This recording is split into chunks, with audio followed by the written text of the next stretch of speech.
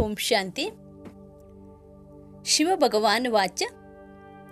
ಪ್ರಾತಃ ಮುರಳಿ ದಿನಾಂಕ 21/11/2020. ಬಾಬ್ದಾದ ಮಧುಬನ್. ಮಧುರ ಮಕ್ಕಳೇ, ಈ ಸಂಗಮ ಯುಗವು ಸರ್ವೋತ್ತಮರಾಗುವಂತಹ ಶುಭವಾದ ಸಮಯವಾಗಿದೆ. ಏಕೆಂದರೆ ಈ ಸಮಯದಲ್ಲಿಯೇ ಶಿವ ತಂದೆಯು ನಿಮಗೆ ನರನಿಂದ ನಾರಾಯಣರಾಗುವಂತಹ ವಿದ್ಯೆಯನ್ನು ಓದಿಸುತ್ತಾರೆ. ಪ್ರಶ್ನೆ: ತಾವು ಮಕ್ಕಳ ಬಳಿ ಇಂತಹ ಯಾವ ಜ್ಞಾನವಿದೆ? ಅದರ ಕಾರಣದಿಂದ ನೀವು ಯಾವುದೇ ಪರಿಸ್ಥಿತಿಯಲ್ಲಿ ಅಳುವುದಿಲ್ಲ. ಉತ್ತರ ಆಗಿದೆ: ತಮ್ಮ ಬಳಿ ಇದು ಮಾಡಲ್ಪಟ್ಟಿರುವಂತಹ ನಾಟಕದ ಜ್ಞಾನವಿದೆ. ನೀವೀಗ ತಿಳಿದುಕೊಂಡಿದ್ದೀರಾ?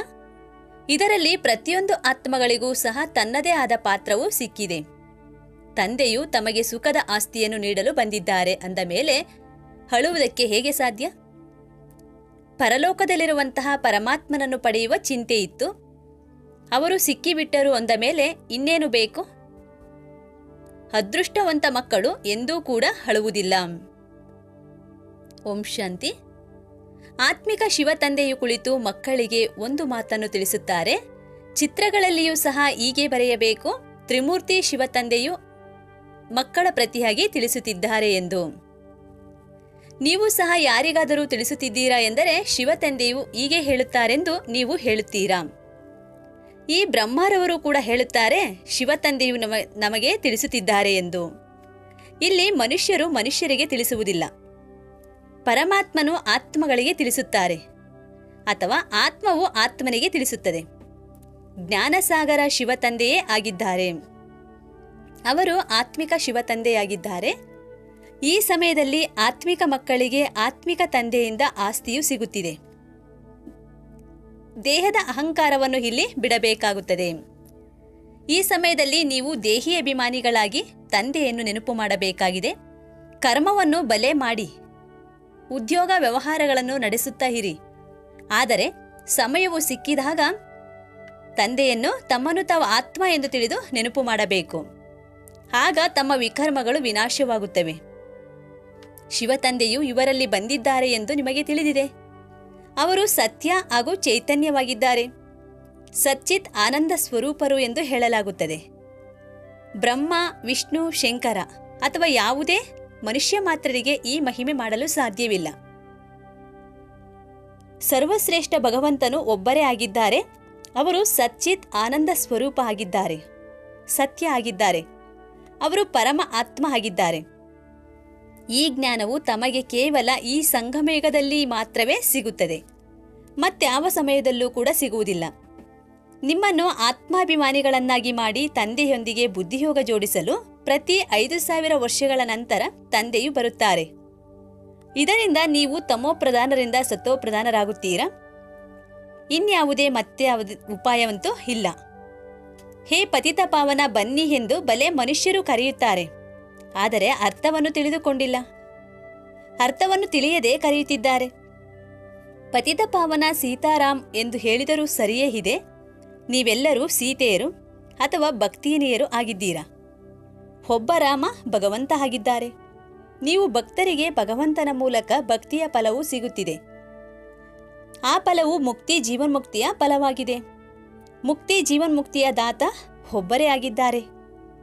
ಡ್ರಾಮಾದಲ್ಲಿ ಶ್ರೇಷ್ಠಾತಿ ಶ್ರೇಷ್ಠ ಪಾತ್ರದವರು ಇರುತ್ತಾರೆ, ಕನಿಷ್ಠ ಪಾತ್ರದವರು ಕೂಡ ಇರುತ್ತಾರೆ.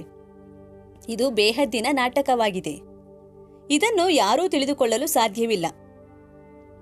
ನೀವೀಗ ಈ ಸಮಯದಲ್ಲಿ ತಮೋಪ್ರಧಾನ, ಕನಿಷ್ಠರಿಂದ ಸತೋಪ್ರಧಾನ ಪುರುಷೋತ್ತಮರಾಗುತ್ತಿದ್ದೀರಾ. ಸತೋಪ್ರಧಾನರಿಗೆ ಸರ್ವೋತ್ತಮರು ಎಂದು ಹೇಳಲಾಗುತ್ತದೆ. ಈ ಸಮಯದಲ್ಲಿ ನೀವು ಸರ್ವೋತ್ತಮರಲ್ಲ. ತಂದೆಯು ನಿಮ್ಮನ್ನು ಸರ್ವೋತ್ತಮರನ್ನಾಗಿ ಮಾಡುತ್ತಾರೆ. ಈ ಡ್ರಾಮಾದ ಸೃಷ್ಟಿಯ ಚಕ್ರವು ಹೇಗೆ ಸುತ್ತುತ್ತಿರುತ್ತದೆ ಎಂಬುದು ಯಾರಿಗೂ ಗೊತ್ತಿಲ್ಲ.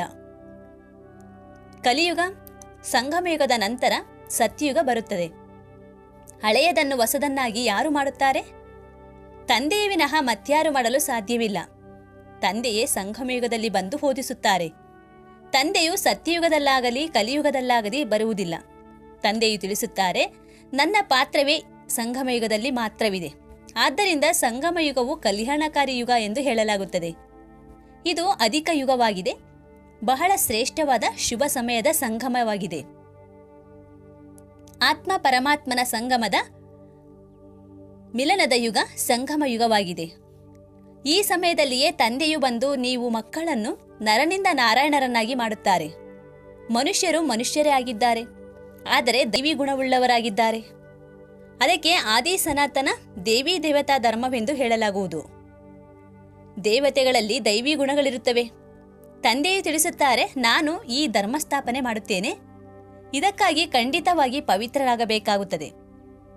ಪತಿತ ಪಾವನನು ಒಬ್ಬರೇ ತಂದೆಯಾಗಿದ್ದಾರೆ, ಉಳಿದವರೆಲ್ಲರೂ ಕೂಡ ವಧುಗಳು, ಭಕ್ತಿನಿಯರು ಆಗಿದ್ದೀರಾ.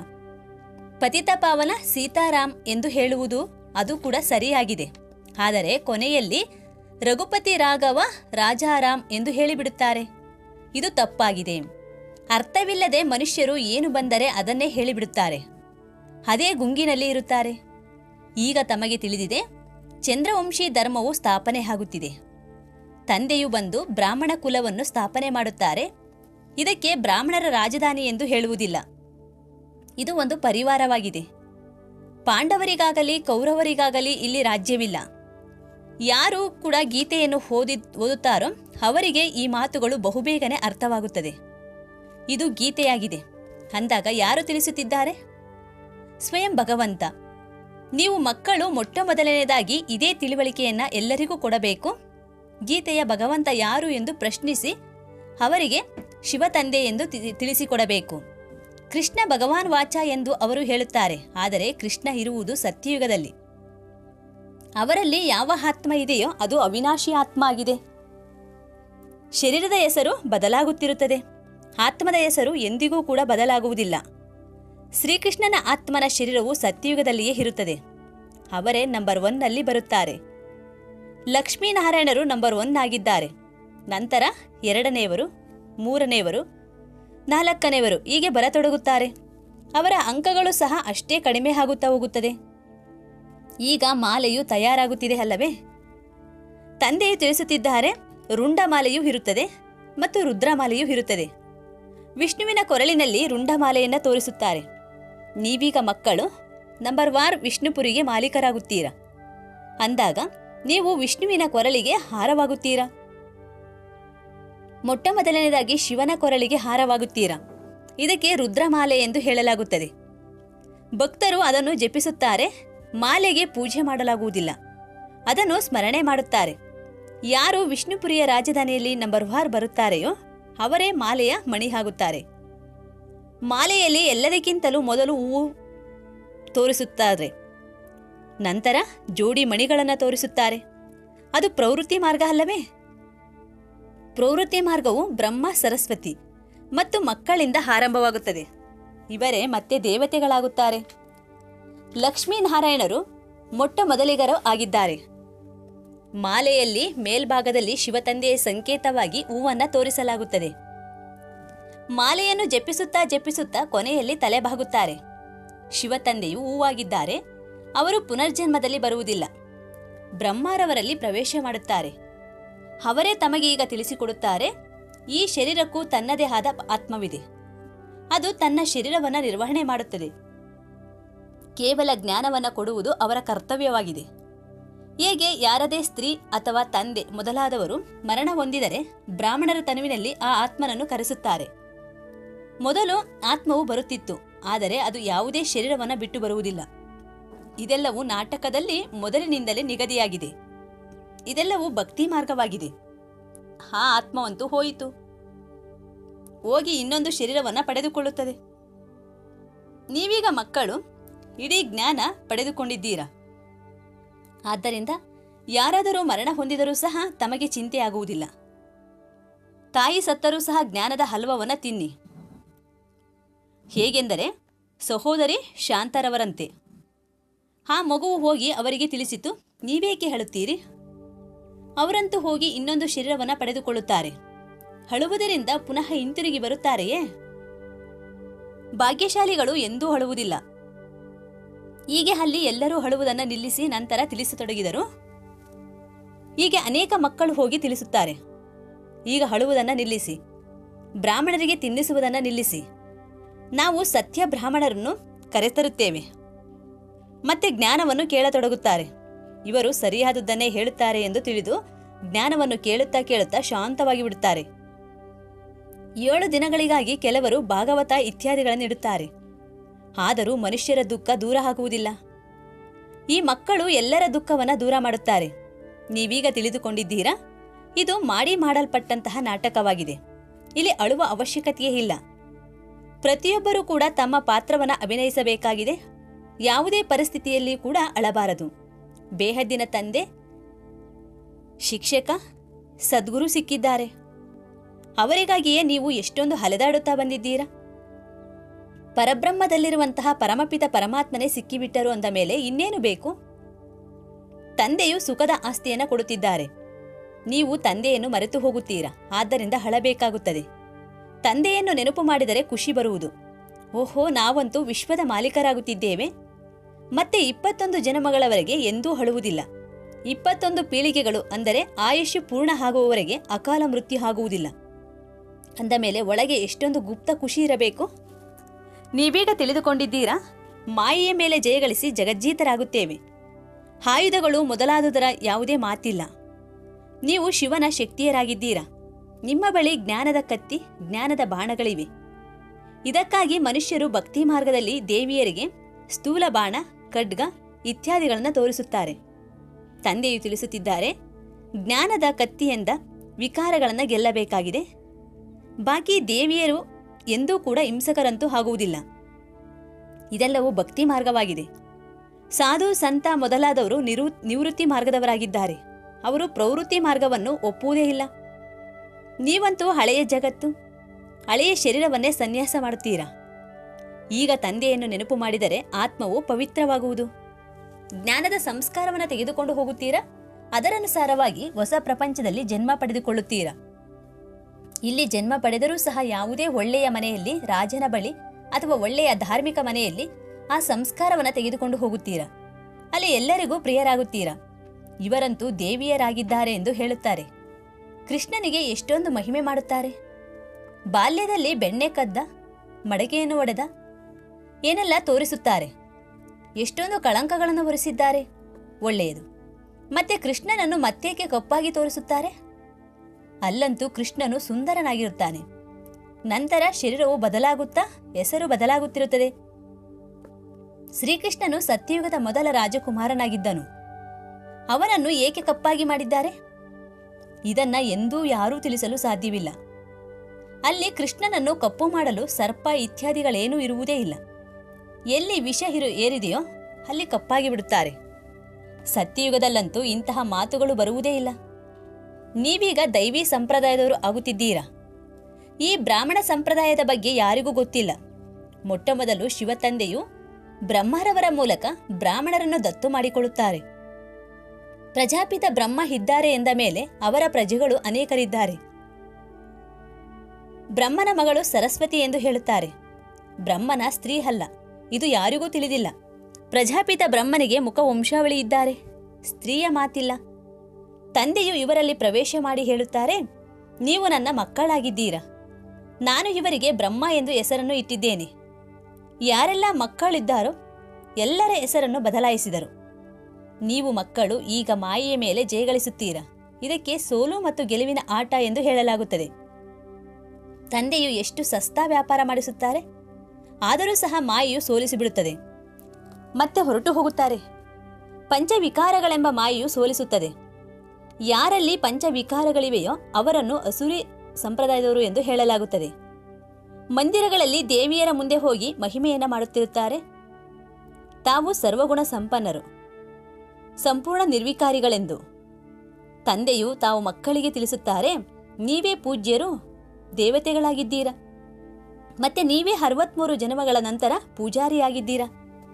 ಈಗ ಪುನಃ ಪೂಜ್ಯರಾಗುತ್ತಿದ್ದೀರಾ. ತಂದೆಯು ಪೂಜ್ಯರನ್ನಾಗಿ, ರಾವಣನು ಪೂಜಾರಿಗಳನ್ನಾಗಿ ಮಾಡುತ್ತಾನೆ. ಈ ಮಾತುಗಳು ಯಾವುದೇ ಶಾಸ್ತ್ರಗಳಲ್ಲಿ ಬರೆದಿಲ್ಲ. ತಂದೆಯು ಯಾವುದೇ ಶಾಸ್ತ್ರಗಳನ್ನು ಓದಿಲ್ಲ. ಅವರು ಜ್ಞಾನದ ಸಾಗರ, ಸರ್ವಶಕ್ತಿವಂತನಾಗಿದ್ದಾರೆ. ಆಲ್ಮೈಟಿ ಎಂದರೆ ಸರ್ವಶಕ್ತಿವಂತ ಎಂದರ್ಥ. ತಂದೆಯು ತಿಳಿಸುತ್ತಾರೆ, ನಾನು ಎಲ್ಲ ವೇದಶಾಸ್ತ್ರಗಳನ್ನು ತಿಳಿದುಕೊಂಡಿದ್ದೇನೆ. ಇದೆಲ್ಲವೂ ಭಕ್ತಿ ಮಾರ್ಗದ ಸಾಮಗ್ರಿಯಾಗಿದೆ. ನಾನು ಈ ಎಲ್ಲ ಮಾತುಗಳನ್ನು ತಿಳಿದುಕೊಂಡಿದ್ದೇನೆ. ದ್ವಾಪರ ಯುಗದಿಂದಲೇ ನೀವು ಪೂಜಾರಿಗಳಾಗುತ್ತೀರಾ. ಸತ್ಯಯುಗ ತ್ರೇತಾಯುಗದಲ್ಲಿ ಪೂಜೆಯೇ ಇರುವುದಿಲ್ಲ. ಅದು ಪೂಜ್ಯ ಮನೆತನವಾಗಿದೆ. ನಂತರ ಪೂಜಾರಿ ಮನೆತನವಾಗುತ್ತದೆ. ಈ ಸಮಯದಲ್ಲಿ ಎಲ್ಲರೂ ಪೂಜಾರಿಗಳಾಗಿದ್ದಾರೆ. ಈ ಮಾತುಗಳು ಯಾರಿಗೂ ಗೊತ್ತಿಲ್ಲ. ಆದ್ದರಿಂದ ತಂದೆಯೇ ಬಂದು 84 ಜನ್ಮಗಳ ಕಥೆಯನ್ನು ತಿಳಿಸುತ್ತಾರೆ. ಪೂಜ್ಯ ಮತ್ತು ಪೂಜಾರಿ, ಇಡೀ ಆಟ ಎಲ್ಲವೂ ನಿಮ್ಮ ಮೇಲೆಯೇ ನಿರ್ಧರಿತವಾಗಿದೆ. ಹಿಂದೂ ಧರ್ಮ ಎಂದು ಹೇಳಿಬಿಡುತ್ತಾರೆ. ವಾಸ್ತವದಲ್ಲಿ ಭಾರತದಲ್ಲಿ ಆದಿ ಸನಾತನ ದೇವಿ ದೇವತಾ ಧರ್ಮವಿತ್ತು, ಹಿಂದೂ ಧರ್ಮವಲ್ಲ. ಇಷ್ಟೊಂದು ಮಾತುಗಳನ್ನು ತಿಳಿಸಬೇಕಾಗುತ್ತದೆ. ಈ ವಿದ್ಯೆ 1 ಸೆಕೆಂಡಿನದಾಗಿದೆ. ಆದರೂ ಕೂಡ ಎಷ್ಟೊಂದು ಸಮಯ ಹಿಡಿಸುತ್ತದೆ. ಸಾಗರವನ್ನು ಶಾಹಿಯನ್ನಾಗಿ ಮಾಡಿಕೊಂಡು ಗಿಡಮರಗಳನ್ನು ಲೇಖನಿಯಾಗಿ ಮಾಡಿ ಎಷ್ಟು ಬರೆದರೂ ಕೂಡ ಪೂರ್ಣ ಆಗುವುದಿಲ್ಲ ಎಂದು ಹೇಳುತ್ತಾರೆ. ಅಂದರೆ ಅಂತ್ಯದವರೆಗೆ ನಿಮಗೆ ಜ್ಞಾನವನ್ನು ತಂದೆಯು ತಿಳಿಸುತ್ತಾ ಇರುತ್ತಾರೆ. ನೀವು ಇದರ ಎಷ್ಟೊಂದು ಪುಸ್ತಕಗಳನ್ನು ಮಾಡಿಸುತ್ತೀರಾ. ಆರಂಭದಲ್ಲಿಯೂ ಬಾಬಾರವರು ಬೆಳಗ್ಗೆ ಎದ್ದು ಬರೆಯುತ್ತಿದ್ದರು. ನಂತರ ಅದನ್ನು ಮಮ್ಮಾರವರು ತಿಳಿಸುತ್ತಿದ್ದರು. ಅಂದಿನಿಂದ ಹಿಡಿದು ಎಲ್ಲವೂ ಮುದ್ರಣವಾಗುತ್ತಾ ಬಂದಿದೆ. ಎಷ್ಟೊಂದು ಕಾಗದಗಳು ಸಮಾಪ್ತಿಯಾಗಿರಬಹುದು. ಗೀತೆಯು ಒಂದೇ, ಅದು ಬಹಳ ಚಿಕ್ಕದಾಗಿದೆ. ಗೀತೆಯ ಲಾಕೆಟ್ ಅನ್ನು ಮಾಡಿಸಿಕೊಳ್ಳುತ್ತಾರೆ. ಗೀತೆಯ ಬಹಳ ಪ್ರಭಾವವೂ ಕೂಡ ಇದೆ. ಆದರೆ ಗೀತಾ ಜ್ಞಾನದಾತನನ್ನು ಮರೆತು ಹೋಗಿದ್ದಾರೆ. ಒಳ್ಳೆಯದು. ಮಧುರಾತಿ ಮಧುರ ಅಗಲಿ ಹೋಗಿ ಮರಳಿ ಸಿಕ್ಕಿರುವ ಮಕ್ಕಳ ಪ್ರತಿ ಮಾತಾಪಿತಾ ಬಾಬ್ದಾದರವರ ನೆನಪು, ಪ್ರೀತಿ ಹಾಗೂ ಸುಪ್ರಭಾತ. ಆತ್ಮಿಕ ಮಕ್ಕಳಿಗೆ ಆತ್ಮಿಕ ಶಿವತಂದೆಯ ನಮಸ್ತೆ. ಆತ್ಮಿಕ ಶಿವತಂದೆಗೆ ಆತ್ಮಿಕ ಮಕ್ಕಳ ಕಡೆಯಿಂದ ನೆನಪು, ಪ್ರೀತಿ ಹಾಗೂ ಸುಪ್ರಭಾತದೊಂದಿಗೆ ನಮಸ್ತೆ ನಮಸ್ತೆ ನಮಸ್ತೆ. ಧಾರಣೆಗಾಗಿ ಮುಖ್ಯಸ್ಥರಾಗಿದೆ. ಮೊದಲನೇ ಪಾಯಿಂಟ್ಸು, ಜ್ಞಾನದ ಖಡ್ಗದಿಂದ ವಿಕಾರಗಳನ್ನು ಜಯಿಗಳಿಸಬೇಕಾಗಿದೆ. ವಿಕಾರಗಳ ಮೇಲೆ ವಿಜಯಿಗಳಾಗಬೇಕು. ಜ್ಞಾನದ ಸಂಸ್ಕಾರವನ್ನು ತುಂಬಿಕೊಳ್ಳಬೇಕಾಗಿದೆ. ಹಳೆಯ ಪ್ರಪಂಚ ಮತ್ತು ಹಳೆಯ ಶರೀರವನ್ನು ಸನ್ಯಾಸ ಮಾಡಬೇಕಾಗಿದೆ. 2ನೇ ಪಾಯಿಂಟ್ಸು, ಭಾಗ್ಯವಂತರಾಗುವಂತಹ ಖುಷಿಯಲ್ಲಿ ಸದಾ ಇರಬೇಕಾಗಿದೆ. ಯಾವುದೇ ಮಾತಿನ ಬಗ್ಗೆ ಚಿಂತೆ ಮಾಡಬಾರದು. ಯಾರಾದರೂ ಶರೀರ ಬಿಟ್ಟರೂ ಸಹ ದುಃಖದ ಕಣ್ಣೀರು ತಮಗೆ ಬರಬಾರದು. ವರದಾನ: ಕಿರೀಟ ಮತ್ತು ಸಿಂಹಾಸನವನ್ನು ಸದಾ ಕಾಯಮ್ಮಾಗಿಟ್ಟುಕೊಳ್ಳುವಂತಹ ನಿರಂತರ ಸ್ವತಃ ಯೋಗಿಗಳಾಗಿ. ವರ್ತಮಾನ ಸಮಯದಲ್ಲಿ ತಂದೆಯ ಮೂಲಕ ಎಲ್ಲ ಮಕ್ಕಳಿಗೂ ಕಿರೀಟ ಮತ್ತು ಸಿಂಹಾಸನ ಸಿಗುತ್ತಿದೆ. ಈಗಿನ ಈ ಕಿರೀಟ ಹಾಗೂ ಸಿಂಹಾಸನ ಅನೇಕ ಜನ್ಮಗಳಿಗೆ ಕಿರೀಟ ಸಿಂಹಾಸನವನ್ನು ಪ್ರಾಪ್ತಿ ಮಾಡಿಸುವುದು. ವಿಶ್ವ ಕಲ್ಯಾಣದ ಜವಾಬ್ದಾರಿಯ ಕಿರೀಟ ಮತ್ತು ಬಾಬ್ದಾದರವರ ಹೃದಯ ಸಿಂಹಾಸನದ ಸದಾಕಾಲಕ್ಕಾಗಿ ಕಾಯಮಾಗಿದ್ದಲ್ಲಿ ನಿರಂತರ ಸ್ವತಃ ಯೋಗಿಗಳಾಗಿ ಬಿಡುತ್ತೀರಾ. ಅವರಿಗೆ ಯಾವುದೇ ಪ್ರಕಾರದ ಪರಿಶ್ರಮ ಪಡುವ ಮಾತಿಲ್ಲ. ಏಕೆಂದರೆ ಒಂದು ಸಂಬಂಧ ಸಮೀಪ ಇದೆ, ಇನ್ನೊಂದು ಪ್ರಾಪ್ತಿಯ ಅಕೂಟವಾಗಿದೆ. ಎಲ್ಲಿ ಪ್ರಾಪ್ತಿ ಇರುತ್ತದೆ ಅಲ್ಲಿ ಸ್ವತಃವಾಗಿ ನೆನಪು ಬರುತ್ತಾ ಇರುತ್ತದೆ. ಶ್ಲೋಗನ್ ಆಗಿದೆ: ಸಾಧಾರಣ ಬುದ್ಧಿಯಿಂದ ಯೋಜನೆಗಳನ್ನು ಪ್ರಯೋಗದಲ್ಲಿ ತನ್ನಿ, ಅದರಲ್ಲಿ ಸಫಲತೆ ಸಮಾವೇಶ ಆಗಿರುವುದು. ಓಂ ಶಾಂತಿ.